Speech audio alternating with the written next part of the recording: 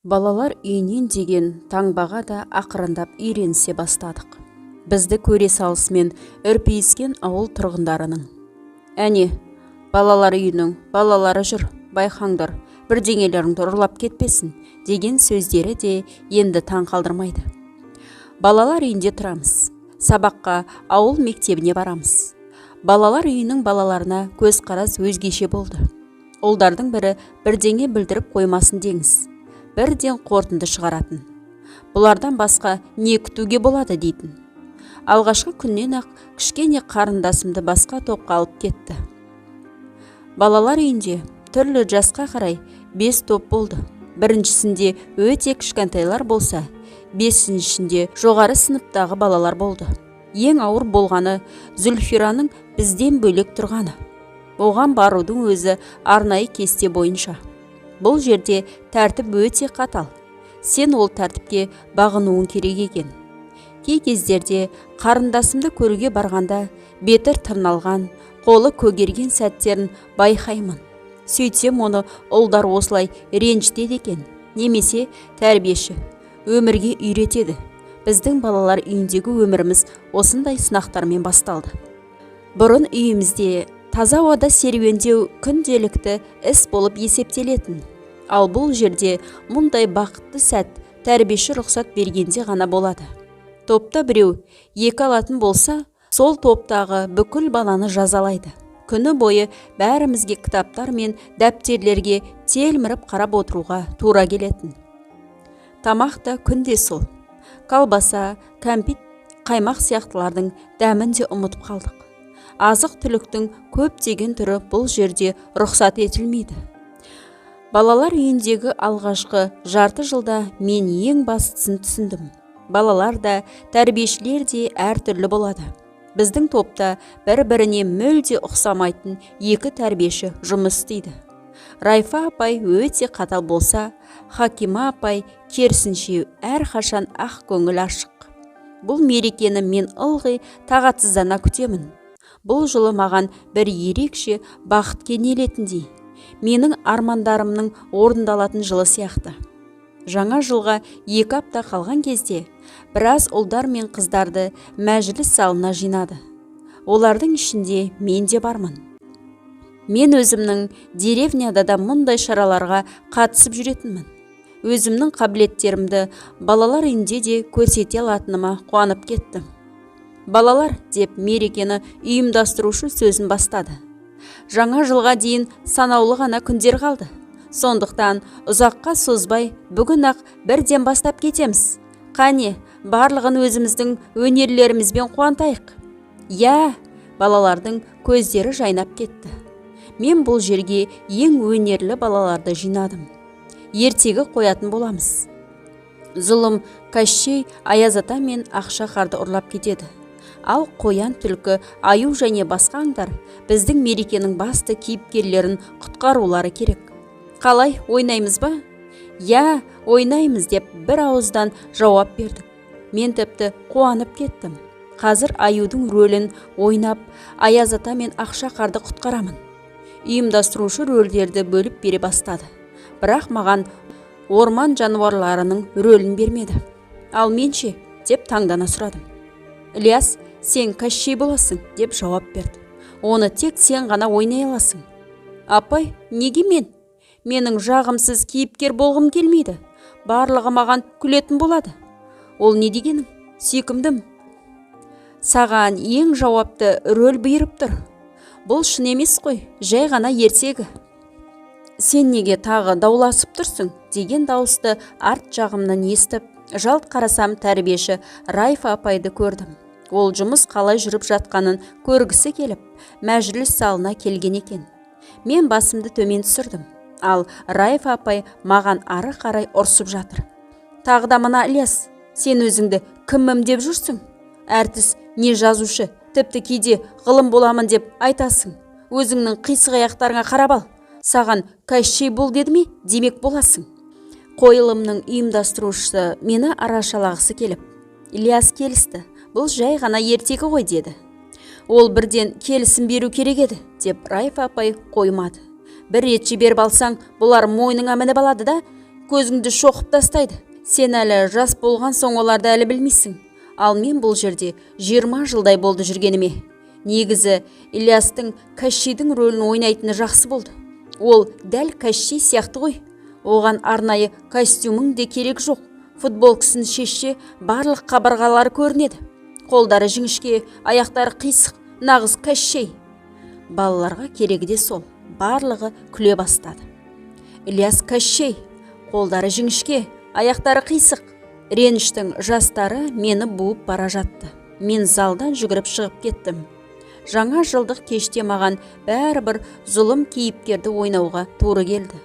Аяз атаға айтып беріп, тәтті сыйлықтар алу үшін көп тақпақтар жаттап алдым. Бұл жерде балалар үйінде тәттілер нағыз рахат, тек түсімізге ғана кіреді. Мен бекер тырыспаппын.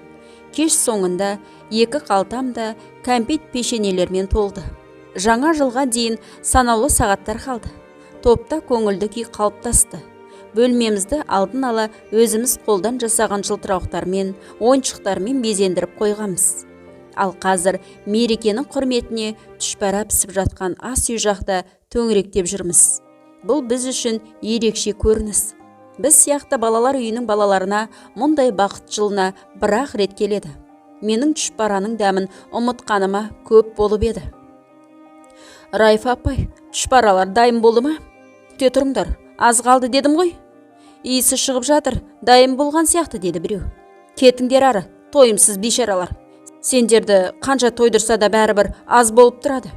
Пілді жеп беруге де дайынсыңдар, деп ол қолдарын ербеңдетіп балаларды қуа бастады. Егер піскен болса да біраз тұра тұрсын, 12-ге дейін әлі ерте. Бірақ дәмді етіп дайындалып жатқан тамақ та жанның терең түкпіріндегі сағынышты, қайғыны қуып шыға алмады. Шіркін, ата-анамыз тірі болғанда ғой. Ештеңеден қиналмаушы едік. Барлық нәрсе осы түшпараларға тіреліп тұрған жоқ қой. Әкеміз барлығымызға сыйлық сатып алатын еді. Ал біз болсақ оған тақпақ айтып, ән шырқап берер едік. Райфа апай әрең дегенде бізді дастархан басына шақырды. Бәрімізге ақ ыдыстарға шай құйылды. Әр қайсымызға 10 түшпарадан салынды. Дастарханда мандариндер, конфеттер, жеміс шырындары болды. Бірақ бәрібір бірдеңе жетпей тұрды. Бәлкім ата-ананың жылуы шығар. Райфа апай бізді құттықтап тілек айтты. Балалар, шын жүректен сендерді бүгінгі мерекемен құттықтаймын. Өмір болған соң барлығы да болады. Кей кезде сендерге ұрсатын кездеріміз де болады.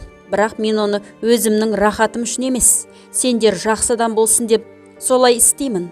Жақсы оқыңдар, тәртіпті, тәрбиелі болыңдар. Бізді тыңдаңдар. Біздің үйде сендерге тек жақсылықтар тілеймін. Сағат 12-ні көрсетіп тұр. Біз үйде бұл сәтте бір-бірімізге арман мақсаттарға жетіңдер деп тілек айтушы едік. Демек, қазір де солай істеуге болады. Жанымда сыныптасым Амиля отырған болатын. Одан сұрап қоямын. Сен нені армандайсың?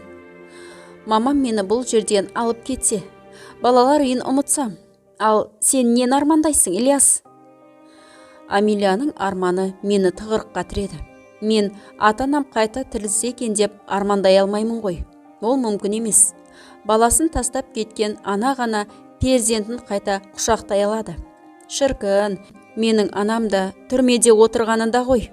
Әйтеуір бір кезде ол бізге келер еді. Мен Амилияны қызғанып кеттім.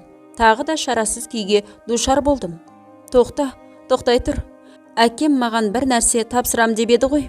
Бірақ мен әлі күнге ол не зат екенін білмеймін. Сондықтан мен өзіме мақсат қойдым. Күндердің бір күнінде бұл затты қолыма алуым керек. Мұндай арманнан соң жаным бір жадырап қалды. Теледидарда мерекелік концерт басталды. Барлығы көгілдір экранның алдына рахаттанып отыра кетті. Міне, сахнада менің анамның сүйікті әншісі Валентина Толкунова. Неге екенін білмеймін. Әйтеуір анама осы бір бұрымы ұзын орыс әншісінің әндері қатты ұнайтын. Бірден маған кішкене күнімнен таныс ән шырқалып кетті. Сені әрқашан сүйетін боламын. Басқадай амалым жоқ менің. Райфа апай, кішкене даусын шығаруға болады ма деп сұрадым. Сен немене, кереңсің бе? Жоқ, Тәрбиеші сол баяғы қаз қалпына түсті. Ұйықтауға жатқызып қоймағаныма қайта рахмет айтыңдар. Апай, бұл менің анамның сүйікті әні еді. Болады ма? Өтінемін. Мен жоқ дедім, болды. Сенің анаңа ұнаса ұнаған шығар. Ал маған бұл ән ұнамайды. Әншінің өзін де ұнатпаймын. Шашын дұрыстай алмай жүріп өзінше махаббат туралы ән салғысы келеді. Қане, теледидарды сөндіріңдер, жатыңдар ұйқыға. Сендердің кесірлеріңнен мерекені дұрыстап сезіне алмаймын отырмын. Менің не, отбасым жоқ па? Қане ұйқыға жатыңдар, еріндеріңді қизайтпаңдар. Менің көңіл күйімді бұзбаңдар. Раиф апай ерекше бір зілмен теледидарды тоқтан ажыратып жіберді. Таңға дейін еш қайсыңды көрмейтін болайын. Жаңа жыл кеші менің өтінішімнің кесірінен ойда жоқта аяқталып кетті. Мен бөлмеге жүгіріп барып, жастығыма құлай кеттім. Ыстық жастарым бетімді күйдіріп жатты. Көз алдымда анамның күлімдеген көздері, сымбатты тұлғасы. Ал құлағымда сол ән әлі тұр. Сені әрқашан сүйетін боламын. Басқадай амалым жоқ менің. Неге сен бізді қалдырып кеттің, ана? Бұл жерде өте қиын.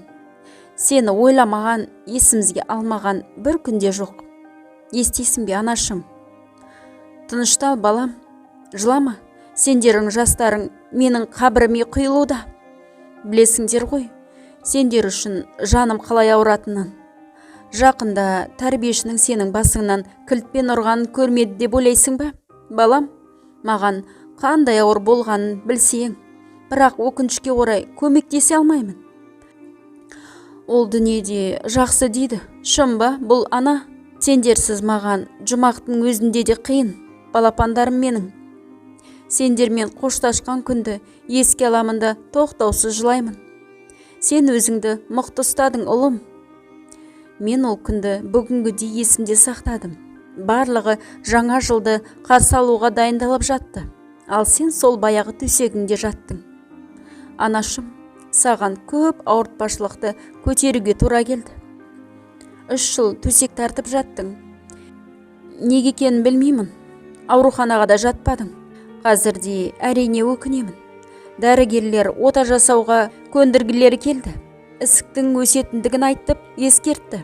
Бірақ мен сендерді қалдырғым келмеді. Бәрің де кішкентай болдыңдар. Әкелерің күнде жұмыста.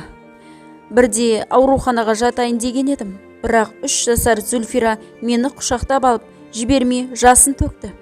Тастама бізді, ана, қалдыра көрмеші. Үшеуің де жас толған жанарларыңмен маған тастамашы бізді, ана, деп жалындыңдар. Қалай тастаймын сендерді? Солайша ауруханаға бармай қалдым. Одан кейін бәрі кеш болды. Дәрігерлер ісіктің асқынып, қатерлі болып кеткенін айтты. Ауру мені төсекке таңды. Соңғайда ауылдың фельдшері Ханя тәте саған апта сайын келіп тұрды. Ол өзімен бірге чемоданын алып жүретін, ішінен дәрінің құтысын алып шығып, шприцке толтырып, сенің тамырыңа салатын. Саған сол сәтте-ақ жақсы болушы еді. Бірақ кейінгі кездері фельдшер бізге жиірек келетін болды. Бірнеше укол салатын, ал қолданылған шприцтер мен дәрі құтыларын бірден отқа тастайтын. Жаңа жылдың алдында саған тіпті жаман бола бастады. Сен қатты қиналдың. Бізге қорқынышты болды. Әкем өзін қоярға жер таппай, есіктің алдына шығып кетіп, темекісін бірінен кейін бірін тарта берді. Тіпті бізбен бұрынғыдай ойнамады да. Ақыр аяғы әкем бізді Ханя тәтені шақырып келуге жіберді. Тезірек барып келіңдер. Аналарың өте қиын халде, деді ол. Сірә өзі сені тастап кеткісі келмеді-ау деймін. Біз фельдшерге жүгіріп кеттік. Бізді көре салысымен Ханя тәте бәрінде сөзсіз ұқты. Жаңа жылға дейін бірнеше сағат қана қалды. Қане, дастархан басына жайғасыңдар. Тым болмаса шай ішіңдер деп шақырды. Біз әпкем екеуміз қарсы болдық. Сенің үйде аурудан қиналып, уколды күтіп жатқаныңды білдік. Бірақ фельдшер бізді ақыры көндірді. Бізге асығыс-үсігіз бір кесе шайдан ішуге тура келді. Біздің тағат таппай тұрғанымызды көріп, Ханя тәте ары қарай бізді қыстамады. Дәрілерге толы чемоданын алды да бізбен бірге көшеге шықты. Бүкіл әлемді ақ жамылғаға ораған қар жауып тұрды. Білесің бе ана, мен сол сәтте нені армандадым? Сен тезірек сауығып, жазылып кетсе екен дедім. Бірақ менің арманымның орындалуы бұйырмаған екен. Ханя тәте, сонда сізде жақсы бір дәрінің болмағаны ма? Егер бар болса, анамызға беріңізші. Өскен соң міндетті түрде сізге өтеуін төлеймін, деп мен фельдшерге өтіндім. Ол болса ештеңе айтпастан терең күрсінді. Ол саған уколды салуын салды. Содан кейін бір қағазды алып саған қол қоюға берді. Жаңа жылға 2 сағат қалған кезде саған бір жеңіл болып қалғандай болды. Сонда да бізге мереке тойлайтындай көңіл күй болмады. Ханя тәте өз міндетін атқарып болған соң әкеме шығарып салуды өтінді. Олар аулада бірдеңелерді ұзақ сөйлесті. Әкем үйге өзіне ұқсамай кірді. Бейне бір салы суға кеткендей. Сен де өзгерісті бірден байқап, әкемнен фельдшер не айтқанын сұрап жаттың. Гүлнұр, маңызды ештеңе емес, тек қана шығарып салдым деп жауап берді ол. Тағы 1 сағат өтті. Біз бәріміз сенің жаныңда болдық. Жаңа жылға дейін санаулы минуттар қалды. Бірақ үйде мерекенің белгісі де сезілмеді. Солай бола тұра, мен ішімнен сыйынып, жаңа жыл біздің үйде бақытпен бәрімізге денсаулық алып келсе екен деп қайталаумен болдым. Біраздан кейін сен жарықты өшіріңдерші деп өтіндің. Басыңды біресе бір жаққа, біресе екінші жаққа қаратып тұра бердің. Әкем бізді басқа бөлмеге қарай алып кетті. Сен болсаң, жарықты сөндіріңдерші деп қайталаумен болдың. Сірә сен балаларыңның қалай қиналғаныңды көрмеуін қалаған болуың керек. Немесе бізді қорқытып алмайын деген шығарсың. Біздің кіп-кішкене жүректеріміз қалай азап шеккенін сезсең ғой шіркін. Анамыз өлейін деп жатыр ғой деймін деп күбірледі. Біз бірден ыстық жасқа булықтық. Сен бұрындары жігіттердің жыламайтындығын айтқан едің. Сондықтан да мен жылаған даусымды шығармауға тырыстым. Бір кезде көйлегімнің түймесін жұлып алып, даусымды шығармас үшін тістегенім сондай, алдыңғы тістерім сықырлай бастады. Қыздар тоқтамастан жылады. Қанша жерден берік болуға тырыссам да, мен де жыладым. Әкеміз сенің бөлмеңе шақырған соң, біз төсегіңнің жанына келіп тұрдық. Көзі қызарып кеткен әкем біраз үнсіз тұрған соң, балапандарым, ылғи да сендерді қалай аймаласа, сендер де аналарыңды солай бір аялап, құшақтап алыңдар, деді. Бірінші болып өзі сенің маңдайынан сүйді. Біз де сені сүйе бастадық. Ал сенің көздеріңнен жас ағып жатты. Бірдеңе деп айтқың келетін тәріздісің. Бірақ әл дәрменің жоқ. Бұл біздің сені ақырғы рет сүйгеніміз болатын.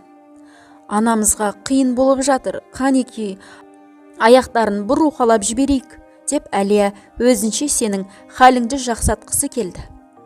Біз жыладық. Әкеміз ғана көз жасын бізге көрсеткісі келген жоқ. Сені біз құтқарып қала алмадық. Сен көзіңді жұмып, тыныс алуыңды тоқтаттың. Егерде мен дәрігер болғанымда ғой. Бірақ күнде сені орныңнан тұрғызар едім. Жетеді ұлым, менің жанымды қинамашы.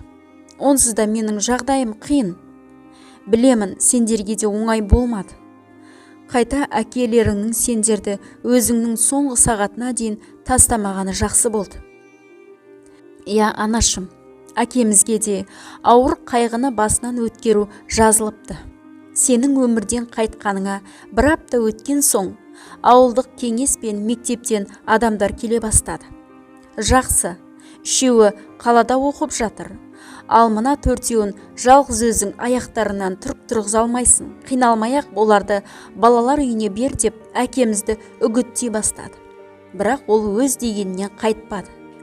Аудандық қызметкерден де адамдар келді. Ашуланып әкем оларға: "Мен тірі тұрғанда балаларымды еш қайда да бермеймін" деп үйден қуып шықты. Мектептегі кейбір мұғалімдер де бізге басқаша қарай бастады. Дұрыс жауап беріп тұрсақ та, екі қоя бастады. Содан кейін әкелері балаларына қарай алмайды. Сондықтан да бұл балалар сабаққа үлгере алмайды деген желеумен жиі арызданды. Олардың бар мақсаттары бізді балалар үйіне жіберу болды. Кейбіреулердің тіпті әйелі өлуіне байланысты ғиззат үкіметтен көп өтемақы алып отыр.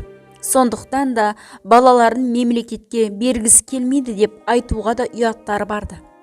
Ауыл әкімдігінің ақылсыз біреуінің қызғаныштан әкеме қарап, кейбіреулерге жақсы болды, сен енді бәрінен де байсың деп айтқан кездері де болды. Әкем шыдай алмай әлгі нақұрысты бір-ақ ұрды. Ол сен қайтыс болған соң қатты қайғырып жүрді. Түндерде ұйықтай алмай қиналды. Ал 1 жыл өткен соң жиі ауыратын болды.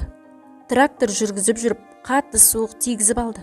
Оның үстіне сенен айырылғанды да көтере алмады ма деп ойлаймын. Сенің қайтқаныңа 3 жыл толғанда әкемнен де айырылдық. Бізді осында балалар үйіне алып келді. Сендердің бастарыңа түскен тағдырды дұшпаныңа да тілемейсің. Есіңде ме? Сен маған қаладан 1 аяқ киім алып келген едің ғой. Маған сондай қатты ұнады.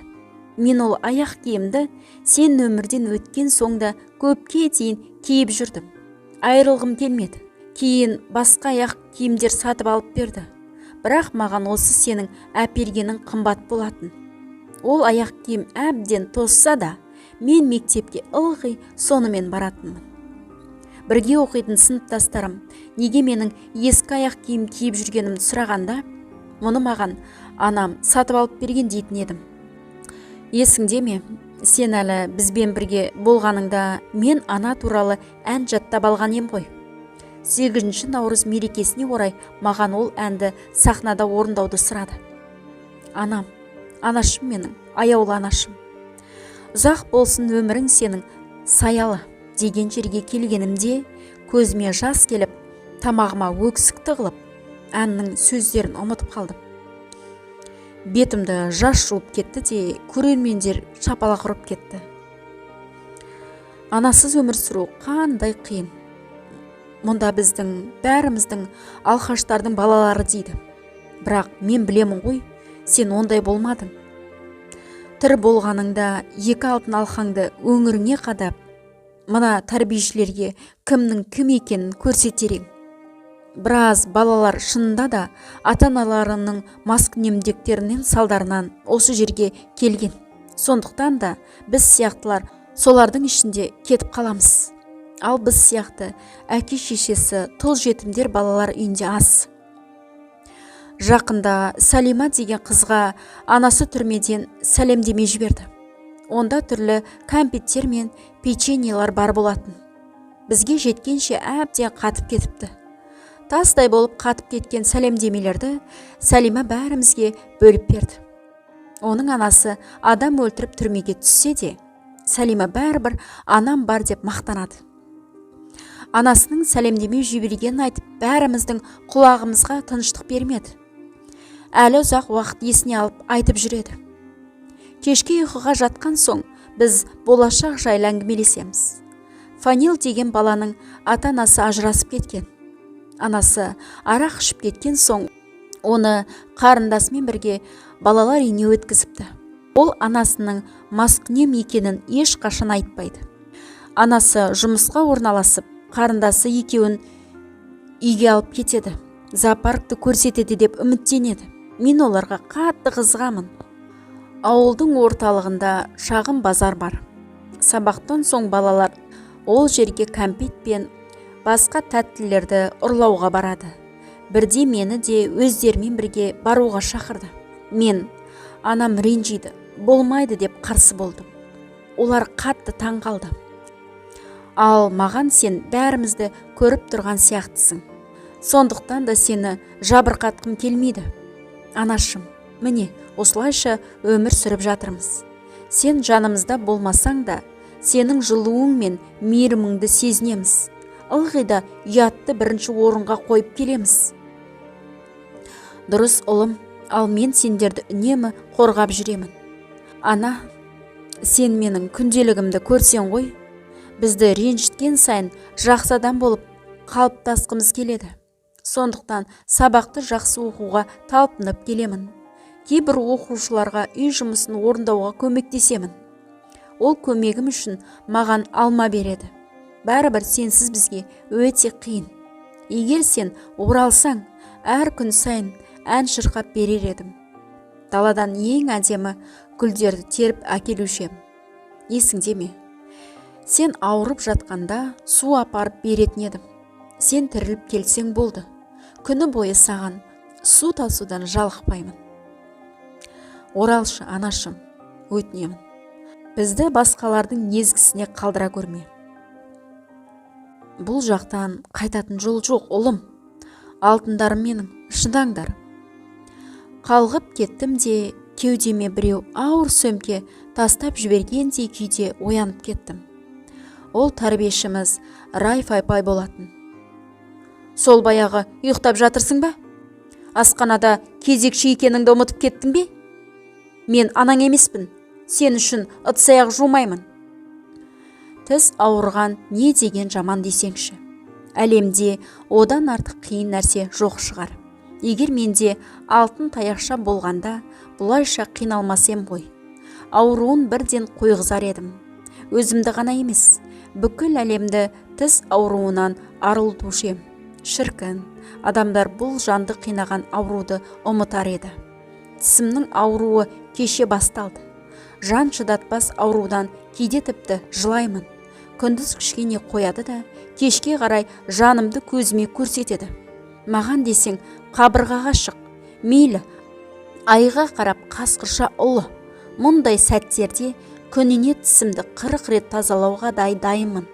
Бірақ неге екенін білмеймін. Оны осындай ұйқысыз түндерде ғана ойлайсың. Таңертең мейірбике Сайда апайға бардым. Балалар үйінде медпункт болғаны қандай жақсы. Жарақат алсақ та, суық тигізсе де, қызуымыз көтерілсе де, бірінші кезекте Сайда апайға жүгіреміз әйтеуір.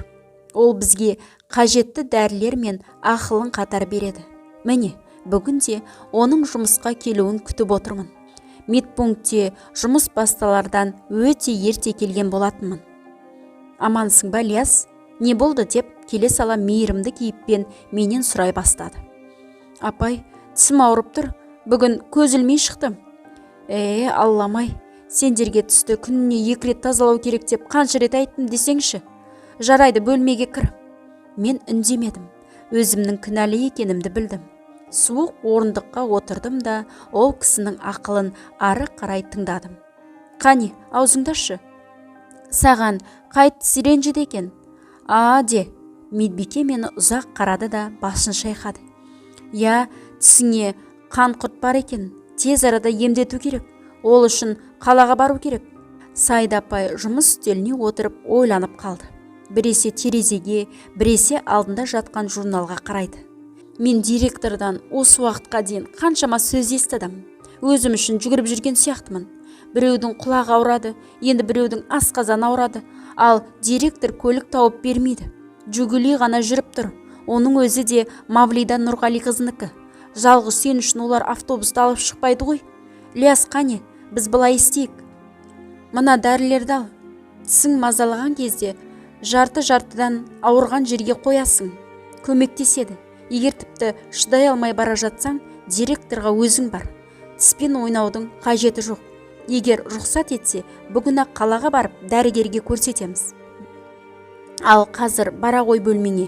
Тісіңнің ауруы қойғанша жата тұр деп, ол 3 тал дәрі берді. Былтыр біздің балалар үйіне автобус бөлді. Біз қалай қуандық десеңші.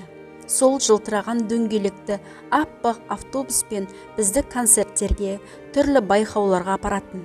Гаражда жасыл Жигули автокөлігі де тұр. Бірақ бұл көлік біз үшін емес. Онымен Мавлида Нұрғали қызы жүреді. Ол кейде күн сайын қалаға қарай шығады. Бүгін де солай қарай шығатын шығар. Егер өтініп сұраса, мені де жолай ала кететін шығар.